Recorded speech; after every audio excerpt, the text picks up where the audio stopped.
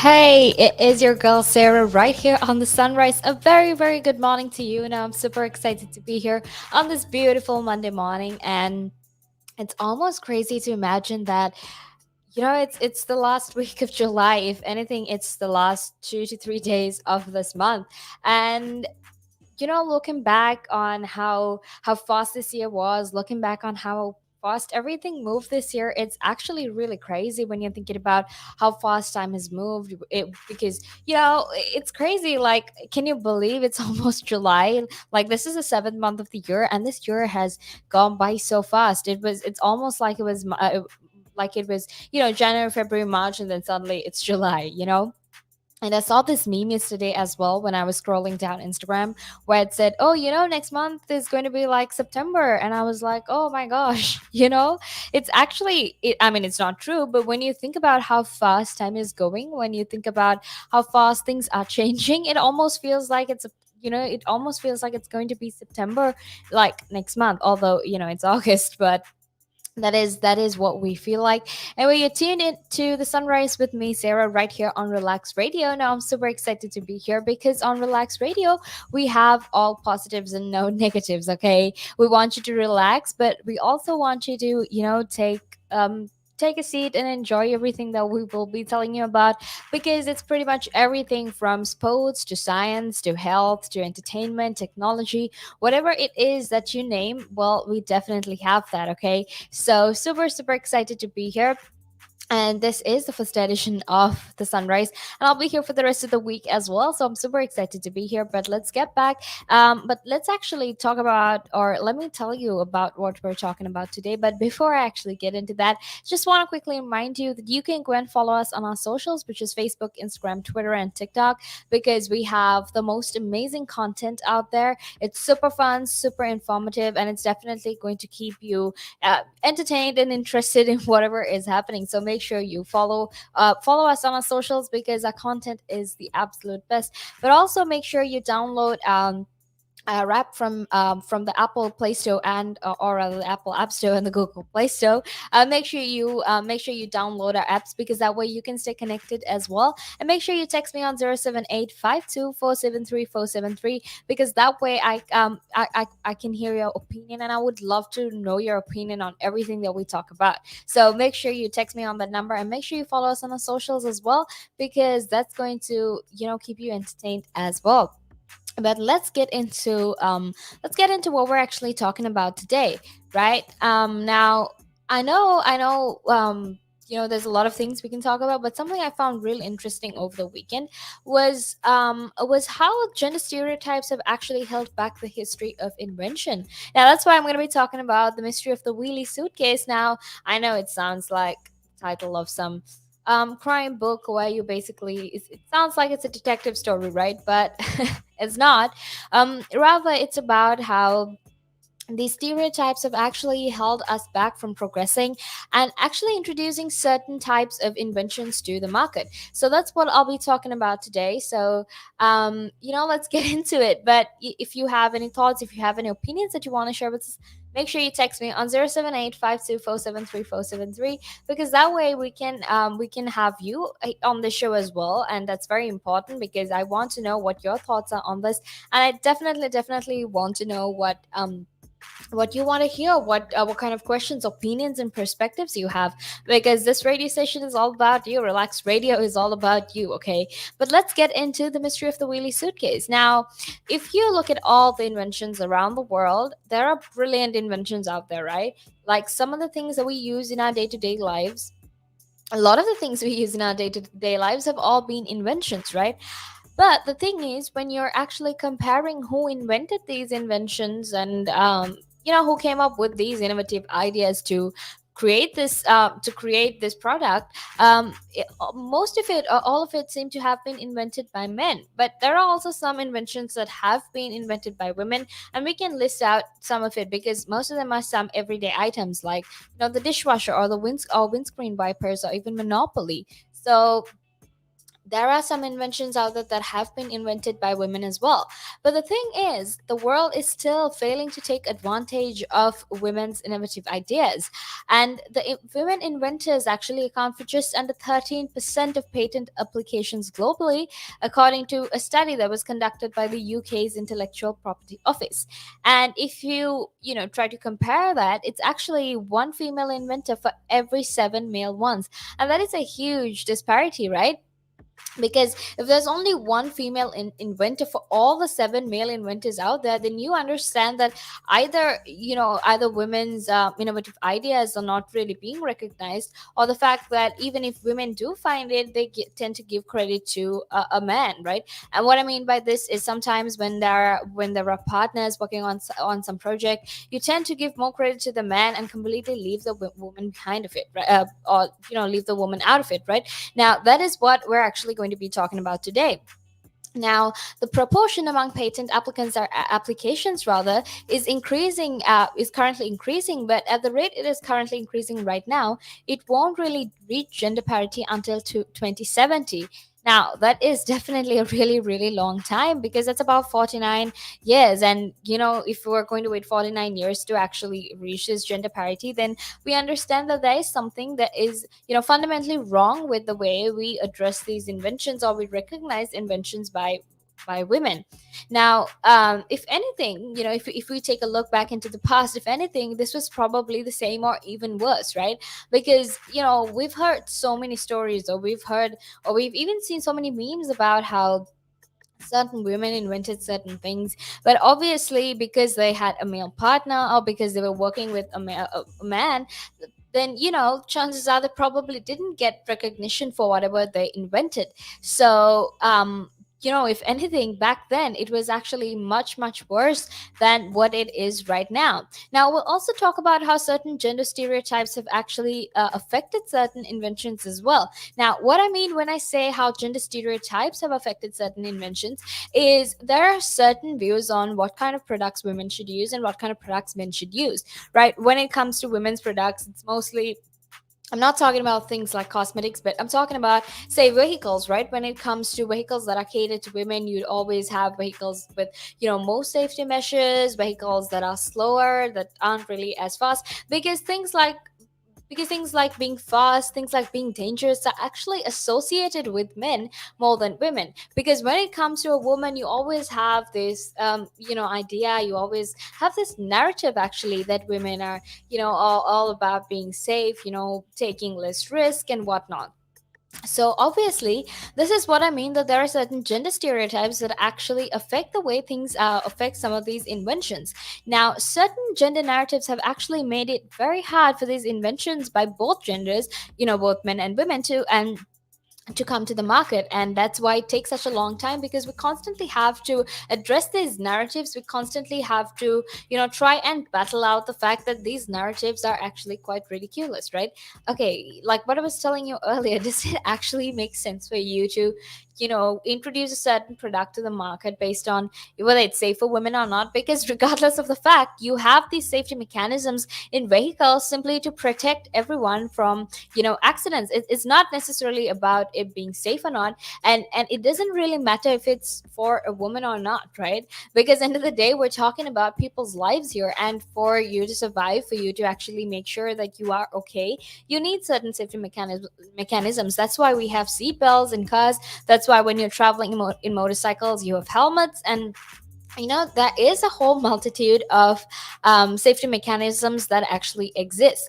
Right now, we also need to talk about how things like toxic masculinity, and even these narratives like what kind of products should be used by women, actually play a huge, huge role when it comes to when it comes to invention, when it comes to how gender stereotypes have affected or have a huge impact on the way things are created, right? So let's talk about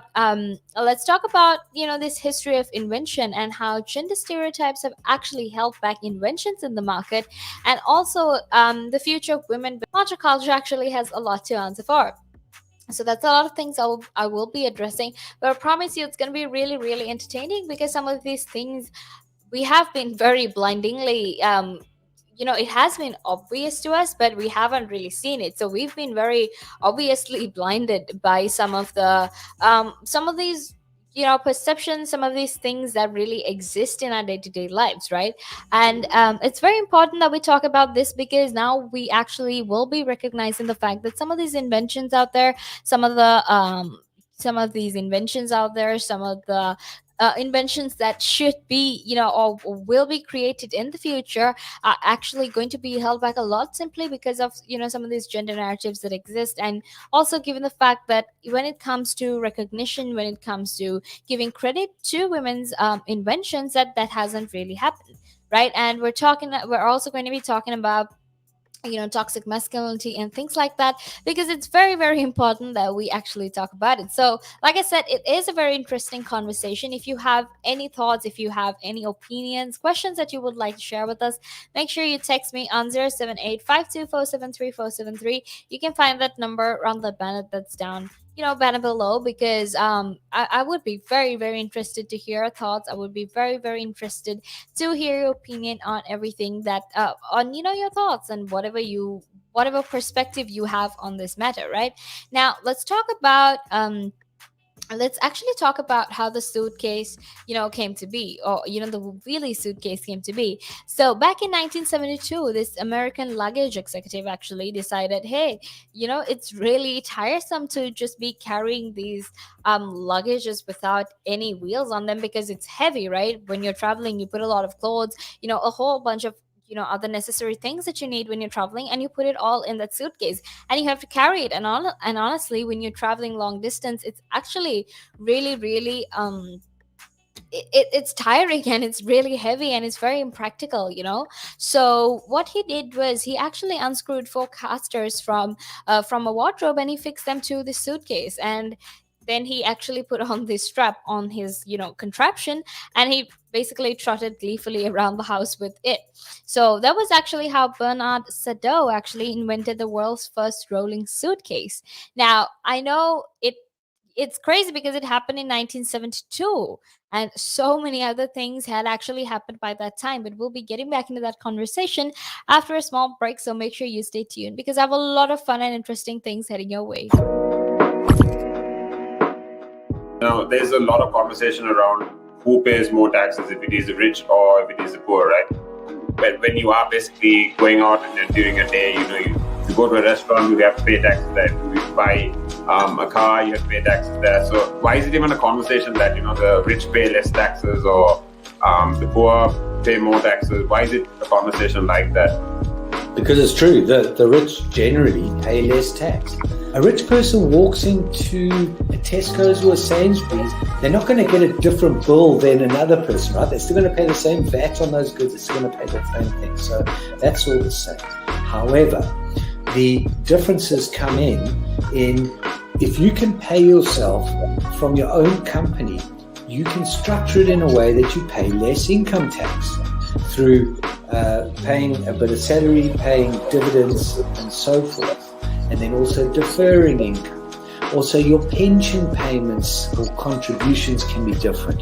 So that increases your tax sort of gap, if you want to use it that way. Where a PAYE person just gets paid salary and bonus. And now those are the most highly taxed sources of income in the UK, definitely, in the UK. We've seen it, right? If an owner of a large public traded company does something wrong, irrelevant of what that company does or how valuable that company is, the stock generally falls into a pool of nothing, right? Because in a public company where the stock is traded openly on the stock exchange, the value of that stock is driven by supply and demand, it's driven by emotion, it's driven by news, it's driven by quite a lot of variables over and above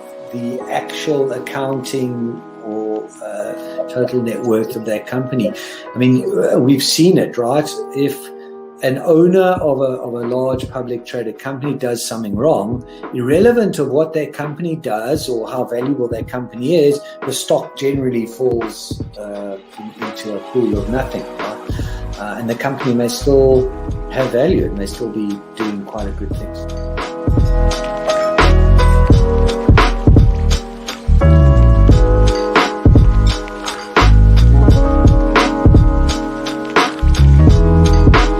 Again.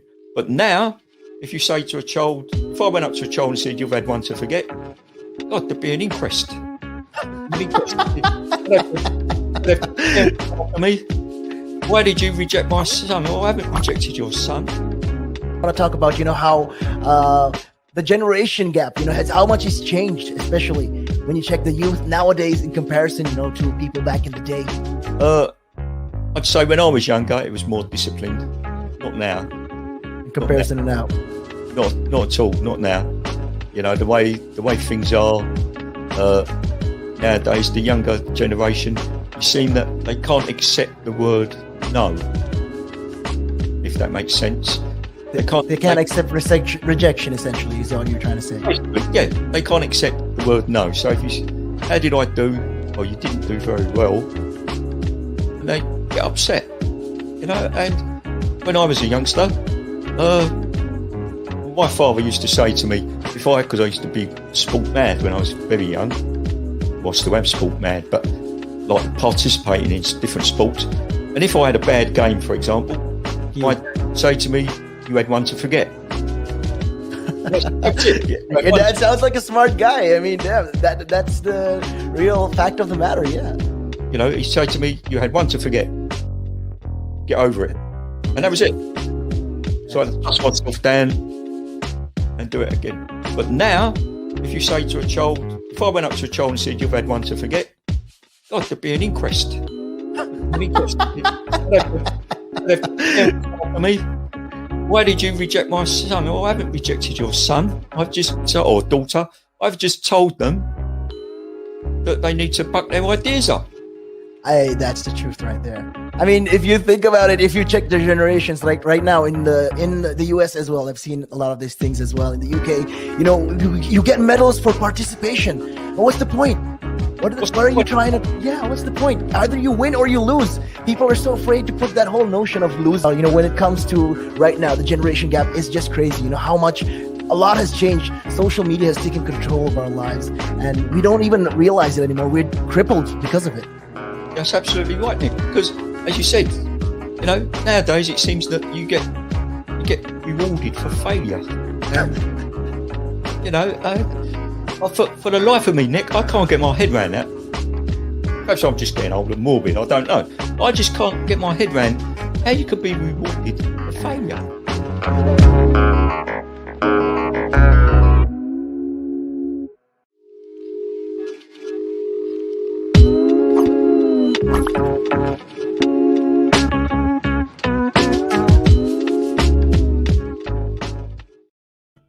Hey, it is your girl Sarah back again on the Sunrise to actually talk to you about the mystery of the Wheelie suitcase and how gender stereotypes have actually held back progress when it came to invention. Now, like I said earlier, this is something that that's very important that we need to be discussing right now because of the fact that a lot of these gender stereotypes that held back invention, different inventions back then, still exist right now. And if we don't really address these stereotypes, if we don't really address any of these narratives that existed back then chances are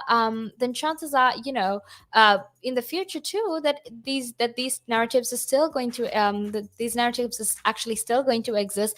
These gender stereotypes are still going to exist, and it's going to actually create a lot of problems for other female inventors, or even inventions by men that can actually cater and help the market develop and progress. Right now, like I was telling you earlier, we were talking about the mystery of the Wheelie suitcase. We were talking about why the Wheelie suitcase took such a long time to come into the market. But you're here with me on the Sunrise on Relaks Radio, and I'm super excited to be here on this Monday morning. Now, like I said earlier, I have a lot of fun content and interesting content coming your way, so make sure you stay tuned for that. But But I also want to quickly remind you that you can text me on 078 if you have any thoughts, if you have any questions, if you have any ideas as well that you want to share with me. You know, it doesn't matter if it's on the wheelie suitcase, it can be on anything else as well. Okay, if there's anything else you want me to talk about as well, make sure you do that, because I would absolutely love to interact with you and get to know your thoughts and your opinions on on whatever we're discussing. And also, just a really quick reminder to follow us on our socials, because why wouldn't you? You know, that's probably the best way you can keep yourself informed. So make sure you can follow us on our socials, which is Facebook, Instagram, Twitter, and TikTok. And that way you can stay connected to us as well, because then you'll be able to know everything that happens right here on Relax Radio. So make sure you do that. But let's actually get into the conversation right now. um, we were just talking about how the first Wheelie suitcase was actually invented. Now, like I said, it was invented in 1972, and back in 1969, we had actually, we had actually sent astronauts to the moon. Man had first, landed on the moon, because that's when space exploration, or rather, that's when man actually visited the moon. That was in 1969. And now you'd actually think, how come we're finding something like a wheelie suitcase, something that is very obvious, something that's really simple as well, about 2 years after you sent or rather 3 years after you sent astronauts to the moon. Because look, we sent some people on this on this new sort of plane sort of device. I mean, it's not really a plane, it's a rocket, but we already sent astronauts to the moon. So why did it take us so long to actually come up with this idea of the suitcase, or rather the wheelie suitcase? Why did we suddenly realize this after we sent people onto the moon, right? But the thing is, if I actually get into detail about it, which I will in a few more minutes, you begin to understand why we actually took so long to come up with this concept. And we'll also talk about how the reason it took so long for this product to come to the market is the same reason that a lot of other products are taking a long time to come into the market, and that's simply because of certain gender stereotypes that exist, right? Which is what we'll be discussing now. The invention of the suitcase actually happened 5,000 years after the invention of the wheel. And, like I said, about a few years after we managed to put a bunch of people, or rather, a bunch of men on the moon, on the surface of the moon, using the largest rocket that was ever built. And by that time, we had actually figured out and made a space rocket, and we had already invented the hamster wheel, right? So why did it actually take so long for us to put wheels on suitcases? Now, when you're thinking about it, it actually is a very classic mystery of innovation, you know because if we've already invented spacecrafts, if we've already invented these things that are technologically very complex, very advanced even for humans, but we still haven't really come up with something like a suitcase, it really makes you question, right? So that's why there is this whole like mystery about the wheelie suitcase. Now, Robert Schiller, who is actually a Nobel Prize winning economist, actually discusses this matter. So he says that this is actually a very typical example of how innovation can be a very slow-footed thing. And he says that this is how how blindingly obvious that we can sometimes stare at something expectantly in the face for an eternity and not really figure out that there is something, that this might be the answer to a lot of the problems we're going through right now. Now, like he says, and also like I said earlier, sometimes we tend to not see the answer when it's right in front of our eyes, and this has happened like so many times. Forget about inventions for a minute. If you're taking certain day-to-day activities, if you have to do complete different tasks, if you have to come up with certain ideas, sometimes those ideas exist right in front of your face. Like, honestly, if you just focused on it, you would be able to see it. But sometimes, I think it's just human nature, but we tend to not see things that are very, very obvious to us. And that is the same case when it came to the wheelie suitcase as well. It was just there right in front of our eyes, but it just took people some time to actually figure out, hey, maybe it's a good idea to put some wheels on a suitcase instead of carrying suitcases around. Now, Nassim Nicholas Taleb is also, he also has some thoughts on it, because he said that he sees the suitcase as a parable of how often we tend to ignore the simplest solutions. And I think that's very true, because as humans we always strive for this difficult, grandiose, complex things, right? It's always about, we always tend to oversee or underestimate things that are very, very simple, because when you're human, it's all about how complex whatever your invention is, how grand it is, how difficult it is, how it took you so many years and so many different types of equations to actually get there, right? And I think that is what humans are about. We always want to be difficult, we want to be grand, we want these magnificent gestures of how inventive, or rather how innovative we are. But the thing is, sometimes we don't really need grand or difficult or complex technology to solve some of the very simple problems we have. Sometimes it's a very simple solution. Like, for example, this whole suitcase, debacle that we're talking about right now. When you back then, when suitcases, or rather luggages, were first being used, they didn't have wheels, right? And obviously it was very, very hard to carry it, because like I said, like, there were people to carry it. Sometimes the men who accompanied women while they travel carried it, but also there were like porters in stations and whatnot to actually help carry these luggages. But the thing is, no one actually thought of making life easier for everybody and just putting on some wheels to that luggage. Like, it really wasn't something so complicated. You literally just had to put a bunch of wheels on it, right? So like I said, sometimes when we have these very simple solutions in front of us, sometimes when we can address things in a very simple manner, we tend to go all around the bush anyway, and so try to come up with this grand solution to solve a problem that is so, so small, right? And that is what it is when it comes to the mystery of the wheelie suitcase as well. Because technology such as having wheels on suitcases may actually appear obvious, but that doesn't mean it was very obvious, right? Because, like, right now, if you're looking at this mystery right now, you think, oh, like, this was the most simplest thing, like, it was so obvious, why didn't anyone figure it out? But like I said, because we tend to always look at things that advanced, complex, grand, we tend to really ignore the fact that some of the simple solutions that we want for these problems actually exist right in front of our eyes, right? That's just how humans are. So that is what the mystery really, or rather, that is what the mystery of the wheelie suitcase is about. But actually, let's talk about something else as well. Now, the official invention of the suitcase is actually documented in 1972.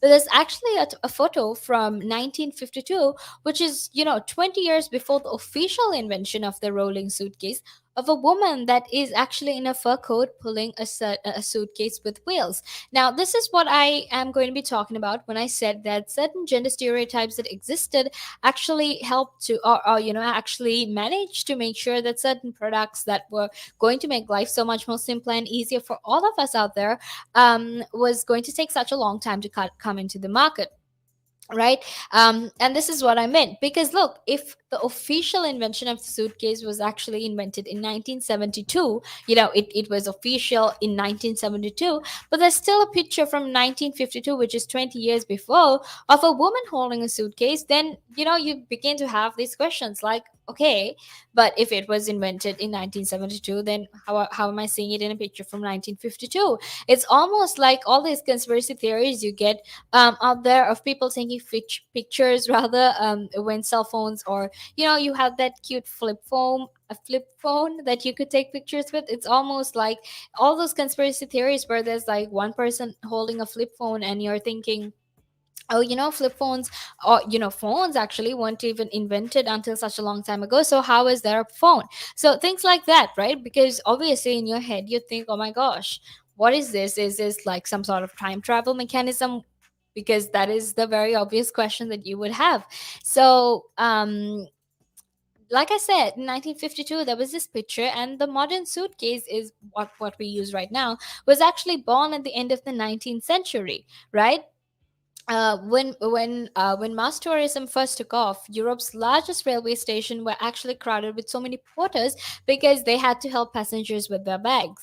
But by the middle of the 20th century, the porters had actually reduced by a huge amount because passengers increasingly carried their own luggage, and also because a lot of these passengers, especially if it was women traveling around, they would always travel with a man. At least that's what the industry assume. Right now we'll be talking about all of that as well, um, because there are these so many different types of stereotypes, different types of narratives that have actually held back the market from progressing. And I think even right now there are a lot of stereotypes that is making sure the market doesn't progress. And that's why I feel like we need to discuss this, because like I said, some of these stereotypes that exist, some of these narratives that exist are actually really really harmful and really really detrimental when it comes to inventions, but also when it comes to who these stereotypes are for. Like, for example, certain stereotypes about women and certain stereotypes about men are actually quite detrimental for them. So make sure you stay tuned, because I'll be back to talk about them right after this little break. And it gives them something to look at, and it makes them laugh. It makes them laugh. So that's why I do it. Oh, and it could be a really good pickup line as well. Ladies who ask, "Hey, excuse me, so why are you wearing something so colorful?" I mean, hey, you can always have something up on your sleeve. I mean, got me thinking. You want to stand out. Why do you want to stand out though so much, especially with these kind of shirts when you're riding? There must be a purpose behind it, right? Well, when you say a purpose, Nick, what I do, I wear the shirts, and mainly one because they're nice and bright. So they make me visible, especially if I'm riding on the road. Okay. But yeah, that's very important, right? Because you want cars, yeah. Very important. And also, like, people see me in like calves, and perhaps I shouldn't be saying this on air, I suppose, but in the bar afterwards. All right. And it gives them something to look at, and it makes them laugh. It makes them laugh. So that's why I do it. Oh, and it could be a really good pickup line as well. Ladies who ask, "Hey, excuse me, so why are you wearing something so colorful?" I mean, hey, you can always have something up on your sleeve. I mean, you look like a guy who would do. You know me too well. You know me too well, Nick.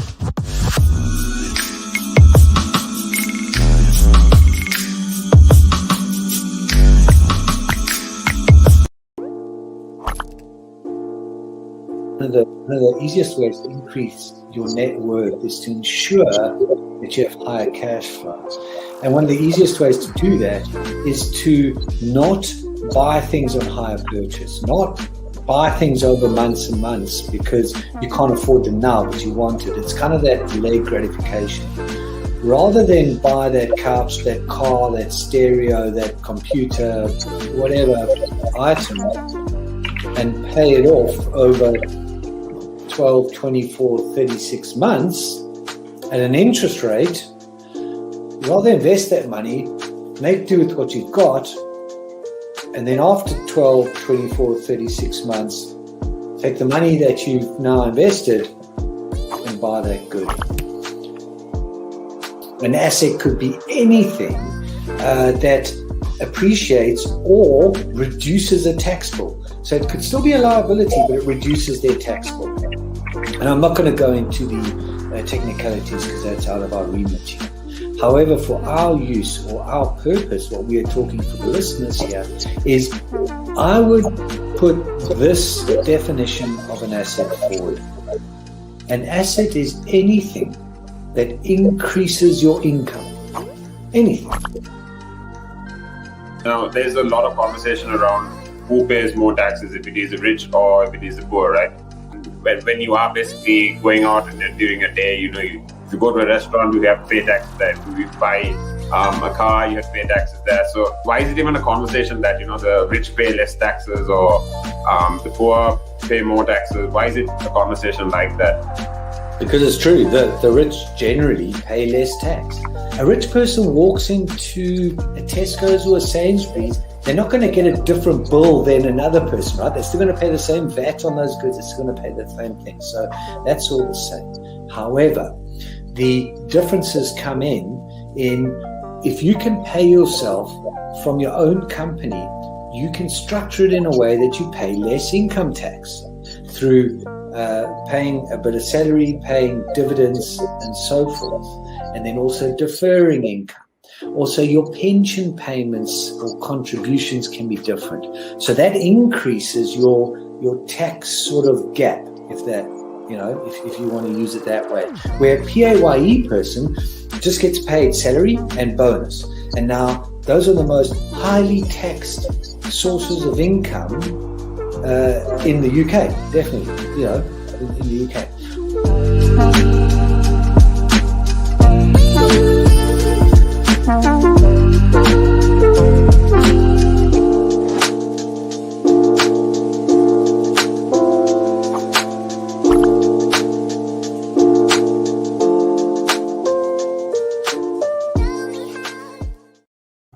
Hey, it's your girl Sarah right here on the Sunrise. Now you're tuned into Relax Radio, where we talk about anything and everything that is relevant to the United Kingdom, but also that is relevant to everywhere else in the world, right? Because we love to make sure you're updated. We love to make sure that you always have the best of information. So I'm super, super excited to actually be here and talk to you about everything that is very, very important in this day and age, right? Because my favorite thing to do is actually to make sure you are informed about everything that goes on in the world. Now, another way you can actually stay informed is also by following us on our socials.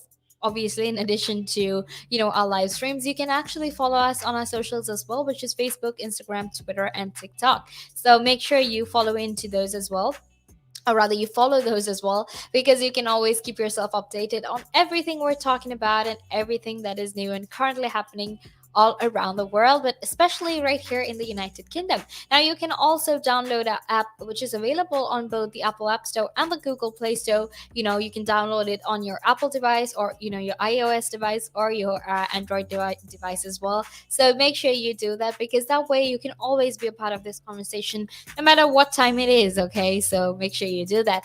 But like I said earlier, we were talking about the mystery of the Wheelie suitcase, and how certain and how certain inventions, how certain gender stereotypes, how certain gender narratives actually stopped the industry from progressing, stopped the market from progressing, and was actually very, very detrimental to the market. So, like I said earlier, we were talking about how there's a photo all the way back from 1952, which was actually 20 years before the official invention of the suitcase, where there was this woman in a fur coat that was holding a suitcase. So obviously, when it comes to things like that, there is a lot of doubts, there's a lot of uncertainties, and even questions, because a lot of these things don't really add up, right? So that's what we were talking about. But let's get back into that conversation. But before I do that, if you have any questions, thoughts, opinions you would like to share with us, make sure you text me on 07852473473, because that way you can stay in touch. You can always let me know about your opinion, because I would definitely love to hear about your thoughts and your views on these matters as well. Okay, so like I said, mass tourism started, the modern suitcase was born in the 19th century, and when mass tourism first took off, Europe had a huge number of porters in the railway stations to assist with carrying luggages. But like I said, in the 20th century, this sort of died down, because people were able to carry their own luggage. They didn't really need porters rather, and they could really just or if they travel with a man, the man would always carry the luggage for them. So because of that, they didn't really need porters to do that. Now, suitcases with wheels actually existed decades before they were invented in 1972, but they were actually considered these niche products for women. Okay, now this is when gender stereotypes come into play. Now, because these suitcases with wheels were actually considered products for women, there was this huge when it came to these products being in the market, there was this huge lag, or there was this delay in it, because they were seen as feminine products. Now, it's actually quite we know this, we've seen this as well, how in the market there are certain products called feminine products and masculine products, right? And we've also seen how there has been a lot of controversy about, for example, if you take dolls, if you take toys for girls, toys for females would essentially be pink, and toys for boys would be blue, right? And we've spoken about how, we have these colors that are for specific genders, and how it's actually really ridiculous, and we shouldn't, color code these toys and whatnot, especially because, we're free to choose whatever we want. Because you could be a girl and still like playing with cars. That doesn't mean that you're different or you're weird. You just have different likes, and that's completely fine. So, like I said, suitcases were actually considered considered a niche product for women, and that a product for women could actually make life easier for men or completely disrupt the whole global luggage industry was actually not an idea that the market was ready to entertain, right? And okay, to actually look into, or to bring that into perspective right now, it's actually the same here as well, right? Because even right now, we aren't ready to accept the fact that some products that women use could actually make life easier for a lot of us if we actually used it, right? And the fact that we don't really want to accept the fact that some of these products will make life easier for us simply because it's feminine doesn't really make a lot of sense. Because again, why are we trying to sort of produce products based on femininity and masculinity, right? Like I said, like obviously certain items you need to produce based on femininity and masculinity, but most of these things that we use, doesn't necessarily have to be based on genders. It doesn't really have to be based on genders, because usually when you make products, you would think of use and how one can use it, how one can actually use it to make life better, not necessarily based on how one gender can use it to make their life better, right? But that's what the market is right now. That's what they talk about right now as well. So obviously, like I was saying, the fact that there were certain products that could actually make life so much more easier for men, or feminine products that could make life easier for men, was something that the market was not ready to entertain. And resistance to the rolling suitcase had everything to do with gender, right? Because Sado, the official inventor, he actually described how difficult it was to get any US department store chains to actually sell it. Because at that time rather, there was this macho feeling that men used to carry luggage for their wives, and it was like the most natural thing to guess. So the fact that women could carry their own luggage was something ridiculous, something that was frowned upon, something that they didn't even think of, they didn't even assume it. Now let's talk about the two assumptions of gender that are actually at work here. Because the first is that no man would ever roll a suitcase simply because it was unmanly to do so. Again, like I said, I don't really see what's so unmanly about it. I don't really understand how rolling a suitcase, or not really, doing something that helps you or eases the fact that you have such a huge weight to carry. If that is being eased, I don't understand how that is something very unmanly. And the second is actually the mobility of women. Because, like I said, there was actually nothing preventing a woman from rolling a suitcase, because she had no masculinity to prove, right? Because this is when this gender binary comes into play as well, where you consider the two genders based on characteristics that are present and absent within the two genders. So, for example, if a man is strong, then a woman is not strong. Which is exactly what this is about. Men actually had to prove this masculinity, but for women it was different because they had no masculinity to prove. So they also assumed that, because of that women didn't actually travel alone, which is a huge assumption that the industry made. They always assumed that if a woman traveled, she would always travel with a man who would carry her bag for her. So the fact that these were the assumptions that the industry had, and this is why they actually didn't see any potential in the rolling suitcase, is actually what prevented the industry from using rolling suitcases, or introducing it to the market as well. Now actually, even though it was invented in 1972, it actually took about more than 15 years, or about 15 years, to for this invention to actually go mainstream. Because even after Sado actually invented and patented it, they couldn't really see the genius of the wheeled suitcase, because it didn't align with the prevailing views on masculinity, right? Because they had these certain views on masculinity, they had these certain views on how men should be. So because of that, they didn't really bring it to the market. They didn't actually start selling it, because they thought that it would affect the masculinity that was, that was there.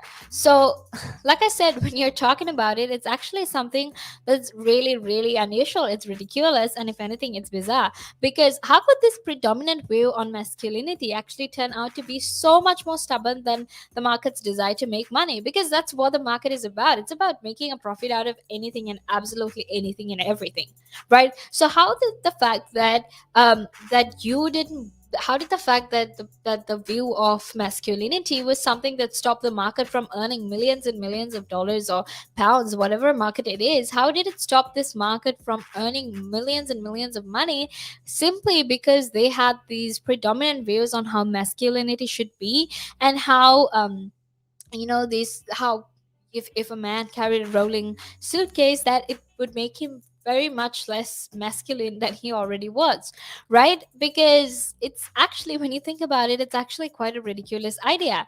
Because you have this idea that men must carry heavy things to prevent us, or that men must carry heavy things to prevent them from being seen as, less masculine. And how is it that, the fact that men carried heavy things actually made us stop seeing the potential in a product that actually transformed an entire global industry? Because it made life easier for so much of us, and it wasn't just women, it was the entire world. Because right now, ironically though, right now, if you take the perfect ideal of a businessman, if you take the perfect ideal of a man who is rich and who earns a lot of money, the Wheelie suitcase is always associated with them. Because, like, I don't know, because I mean, come on, if you go on Google, if you go on Instagram, and you type, oh, pictures of businessmen, pictures of luxury, pictures of luxury even, you'd always find this man carrying a wheelie, or holding a wheelie suitcase. So that just goes to show how ironic and how contradictory it is. Because back then it was something that was, it was something that was very that was seen as very not masculine, unmasculine, if I may. So, if you carried a wheelie suitcase, you were considered feminine and things like that. But it just goes to show that with time things actually change. But also with time, if we don't address some of these very dominant narratives that are there in society right now, then it might affect a lot of us in the future. So make sure you stay tuned, because I'll be back in a few more minutes to continue this conversation about the mystery of the wheelie suitcase and everything related to gender stereotypes. Okay, so make sure you stay tuned for that. But right now, it's time to head into a little break. Climb Mount Everest. That is one of my that's in my bucket list. You're laughing, but that is the facts right there. I'd love to do that. That is something I'm looking forward to do. Hopefully, Climb Everest. Mount Everest. I mean, okay, not the very tip of Mount Everest, maybe the base camp at least. They're talking about mental health. Well, if you went out and got some exercise in the fresh air, that would improve your mental health. It will make you feel better. That's true. That is true. I wholeheartedly agree. But then for some people, it's how do you find the motivation to, especially when it comes to riding a bicycle, to do it again and again and again and again? It's a cycle that you have to be used to. How do you do it? What makes you wake up in the morning and decide, hey, I'm going to pick my bike up today. I'm going to cycle. What makes you want to do that? What makes me want to do that? Yeah. What do you like? What could you give listeners, like people listening in right now? What kind of tip could you give them? Well, the first tip I would give them, if you haven't tried it before, try it. It can open up new horizons. It will make you fitter. It will definitely make you fitter. Cycling is one of the best forms of aerobic exercise you can do. It sounds like, I mean, if you think about it, yeah, it sounds like great fun. Because what essentially you're trying to say is also at the same time, when you, if you look at it from this perspective, with regards to mental health, especially when you look at it with mental health, this is another way to fight it. I feel like you go outside, you meet more people, you interact with, socially, you'll interact with more people, and you're keeping fit, you're making connections, you're breathing in the good and exhaling the bad. I feel like that's a great thing right there. Absolutely. Yeah, you got a better way with words than I have, I'll tell you. But you're quite right. What you say there. You're quite right. I mean, I've been doing this for quite some time. I mean, hey, you'll get the hang of it. Yeah, I've been doing it for about 10 minutes now, so yeah. That I can never really understand people staying in one room the whole day when you can have the world to see. I am a traveler. I travel. I love traveling. Traveling is just one of the things I do. And yeah, on top of my bucket list was, to one time, hopefully when I get there, go to Nepal and climb Mount Everest. That is one of my that's in my bucket list. You're laughing, but that is the facts right there. I'd love to do that. That is something I'm looking forward to do. Hopefully, Climb Everest. Mount Everest. I mean, okay, not the very tip of Mount Everest. Maybe the base camp at least. Base camp, yeah. At least. Would you be able to cycle there? Oh.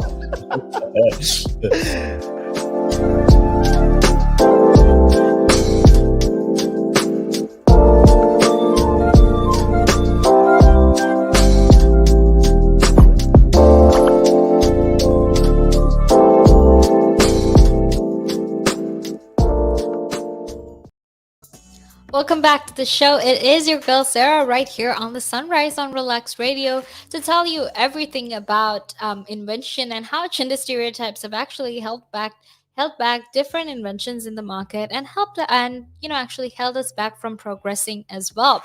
So if you're just tuning in, a very good morning to you. Welcome to the show. I'm super excited to be here, and we are talking about the mystery of the Wheelie suitcase. Okay, we're talking about how the market has actually, or rather, certain stereotypes and gender narratives that have existed in society have prevented the market from progressing. And if you're just tuning in earlier, we were talking about all these ideas of toxic masculinity, all these different ideas that exist that actually have prevented people and certain amazing inventions from progressing. Now, I'm super excited to be here, and I'm super excited that you're a part of the show as well. So make sure you text me on 07852473473 because I would love to hear your thoughts and ideas on the Wheelie suitcase and and what you feel like or what you think when it comes to all these gender stereotypes and narratives that actually exist within the market. Now, we were talking about all these, masculine or these different narratives when it came to masculinity. But let's talk about whether those whether those narratives are actually really surprising.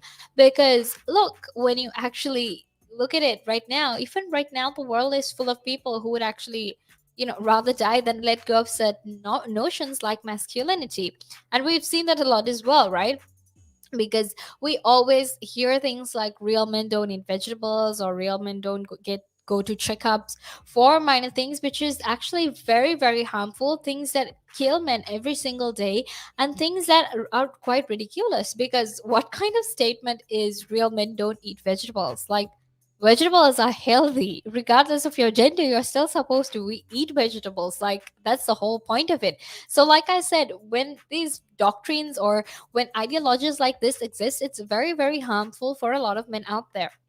And like I said, a lot of these doctrines, have actually resulted in men killing themselves. There is a huge rate of suicide when it comes to men right here in the United Kingdom, simply because of, certain notions and narratives that exist with regard to men. So, like I said, our culture actually often values the preservation of certain concepts of masculinity over life itself. And in this context, such ideas are actually really, really powerful because it holds back a lot of technological invention. And the example I can give you for that is the fact, or rather is the rolling suitcase, which is not the only example, but it is the example we were talking about today. Now, some other examples are actually electric cars, because when electric cars first emerged in the 1800s, they came to be seen as feminine because they were slower and less dangerous. Now, this is what I said, where when you're a man, you have these certain ideologies. You're not allowed to be weak. You're always supposed to take these risks. You're supposed to put yourself in danger and things like that, which are really ridiculous and also very very harming, right? And this actually held, so this whole concept that electric cars were feminine actually held back the size of the electric car market, especially in the United States, and it actually contributed to us building a world for petrol driven cars. And when electric starters for petrol driven cars were developed, they were also considered to be something for the ladies. And, telling you this, it actually just sounds really ridiculous. Because, look, the fact that we created petrol driven cars for men because it was much more dangerous just goes to show that we could have had sustainable development here, but we just opted not to because we thought it would be feminine to have sustainable development. But that is what they thought, or thought rather.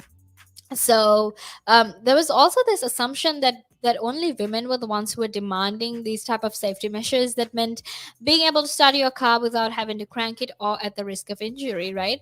And this is also, I think some of these exist nowadays because actually it has gotten much better, but things like, oh, women don't change tires or things like that are really really harmful because the certain things that we do don't really have gender roles. It's always good to know how to change your tie. It's always good to know to cook yourself a meal. It's always good to know to do some household chores because these aren't things that are based on certain gender narratives. These aren't gender roles that are based on certain genders. So obviously, like I said, it's ideas about gender that delayed our efforts to meet technological challenges of being able to produce closed cars, because it was sort of assumed that if your car was closed, it was, or if you had a roof on your car, that it was very unmanly. Again, like I said, some of these assumptions are quite ridiculous, right? um and I have to say, even though these assumptions existed back then, they still exist even right now. Because these assumptions about masculinity, these thoughts that we have about masculinity, actually play a similar role today when it comes to innovation around sustainability. Because, for example, we often think that things like consuming meat or preference for large cars instead of traveling by public transport are essential features of masculinity, right? Because, come on, how many times have you heard of a guy who was like vegan or trying to be vegetarian or cared about the planet? I'm not saying people, guys like that don't exist, because they do. But the general notion is that when it comes to men, you can have like you know, a crazily luxurious lifestyle. You can have huge cars. You can eat as much meat as you want. You can spend your money on everything, anything, right? And this has actually held us back from held innovation back from us, and also prevented us from imagining new ways of living powered by new technologies, right? Because we need to understand that it was actually that gender is the question or the riddle that answers why it took 5,000 years for us to put wheels on suitcases, right? And we think in this day and age that we probably wouldn't make similar mistakes, but the truth is, many of those structural problems are still here. So we will still make those mistakes unless we change the structure altogether. Because we still have a lot of male dominated industries that refuse to deal with the fact that women tend to influence 80% of all consumer decisions, right? And that is why products are still being built and designed with only men in mind. And we have this financial system that also stubbornly refuses to see the potential of women's ideas, which is why there's only such little women being given funds to actually to create something, to become innovative and invent something, right? And in no way am I trying to be sexist. In no way am I trying to say that women are better than men, because that is honestly not my intent. That is not what I'm trying to do. But we need to understand that these narratives that exist are actually have been detrimental for both men and women, right? Because look, we need to understand the fact that women actually or rather influence a lot of the consumer decisions, because 80% of women do. And when it comes to UK venture capital, less than 1% goes to all female teams. And among the very few women who actually do get venture capitals, a very large majority of them are white. So now, I understand that venture capital isn't everything. There are other ways to fund and scale innovation. But the fact that men more or less have monopoly in in certain industries is certainly a feature of the economy where women's ideas are not heard. And this isn't the first time as well, right? We've seen this happen in so many different we've seen this happen in so many different countries, in different economies as well. So obviously there is a lot of issues when it comes to there's a lot of issues when it comes to innovation, invention, and definitely when it comes to gender narratives and stereotypes that actually hold back people from invention and our markets from progressing as well. So that is what the conversation is about today. Now make sure you stay tuned, because I will be back in a few more minutes to talk to you about you know advertising, and how certain advertisements have sold us this perfect woman, what you would call a perfect woman, and how that has actually affected, or resulted rather, a lot of the women that are presently you know a lot of the women in the present, right? So we'll be talking about all of that. So make sure you stay tuned because I'll be back in a few more minutes.